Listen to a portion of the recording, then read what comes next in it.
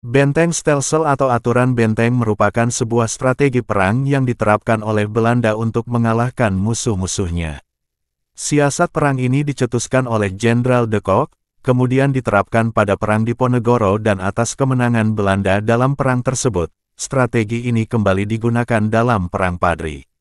Secara garis besar strategi perang ini adalah pada setiap kawasan yang sudah berhasil dikuasai Belanda, dibangun benteng pertahanan atau kubu pertahanan, kemudian dari masing kubu pertahanan tersebut dibangun infrastruktur penghubung seperti jalan atau jembatan.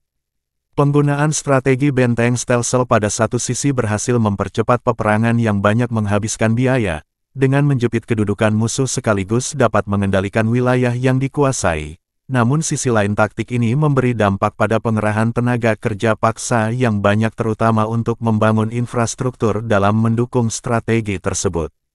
Pada awalnya taktik perang ini kurang disukai oleh Gubernur Jenderal Hindia Belanda de Giesignis yang dianggapnya juga memerlukan biaya yang besar namun tekanan untuk dapat mempercepat penyelesaian perang di Hindia Belanda, strategi ini tetap dipertahankan. Dalam Perang Diponegoro, pada tahun 1827 strategi ini mulai diterapkan, untuk dapat mempersempit kedudukan Pangeran Diponegoro, maka dibangun benteng di Semarang, kemudian Ambarawa, Muntilan, Kulon Progo, dan Magelang. Penerapan dari taktik ini kemudian menghasilkan sekitar 165 benteng baru yang tersebar di Jawa Tengah, Yogyakarta, dan Jawa Timur.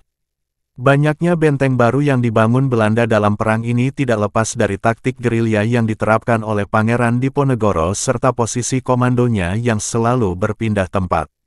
Namun pengaruh strategi ini berhasil mempersempit pergerakan pasukan Pangeran Diponegoro.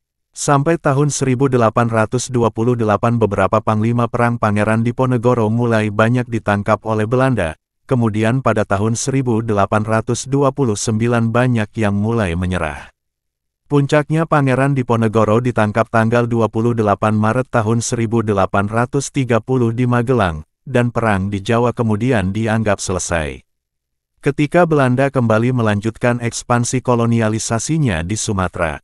Dalam Perang Padri, taktik perang ini kembali diterapkan, setelah menguasai Bukit Tinggi kemudian Belanda membangun sebuah benteng yang dinamai Fort de Kock, didedikasikan pada Hendrik Merkus de Kock, pelopor benteng stelsel. Pendirian Fort de Kock ini berhasil mempersempit gerakan perlawanan kaum Padri.